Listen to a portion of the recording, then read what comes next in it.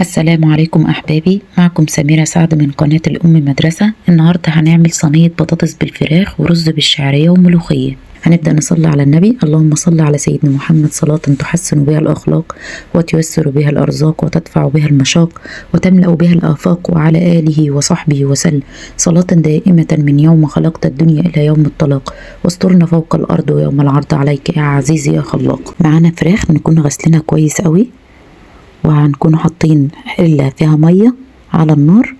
أول ما تغلي نحط فيها الفراخ بتاعتنا علشان تاخد غلوة واحدة بس. طبعا ما تنسوش تعملوا لي لايك وشير وتفعلوا زر الجرس عشان يوصل لكم كل جديد. هنبدأ نعمل صينية البطاطس. معانا 3 بطاطسات متوسطين الحجم، هنقطعهم دواير تكون بالسمك اللي انتوا شايفينه ده، وبعديها هنحطها في بولة نغسلها من النشا اللي موجود فيها. هنجيب بصلتين صغيرين او بصلة كبيرة، هنبدأ نقطعهم جوانح صغننين كده زي ما انتوا شايفين. طبعا احنا مجهزين صينية علشان نحط فيها البصل ده، ونبدأ نحط البهارات بتاعتنا. طبعا انا كاتباها في صندوق الوصف بس هقولها معاكم دلوقتي. معانا معلقة كبيرة من الملح، معلقة صغيرة من الكاري، معلقة صغيرة من الفلفل الاسمر، رشة شطة، معلقة صغيرة من البهارات الفراخ، ونحط عليهم معلقتين من الزيت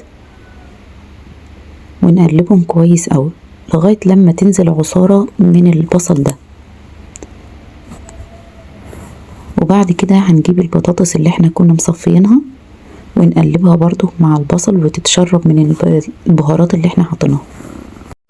هنجيب 4 طماطمات او 5 ونخلطهم في الخلاط ونصفيهم ونروح نشوف الفراخ.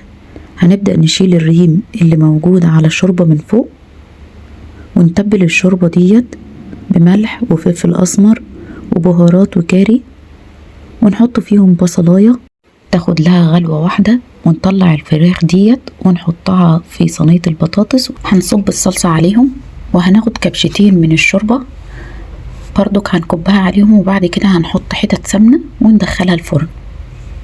وده بيكون شكلها بعد ما تخرج من الفرن. يلا بينا نعمل الرز بالشعرية.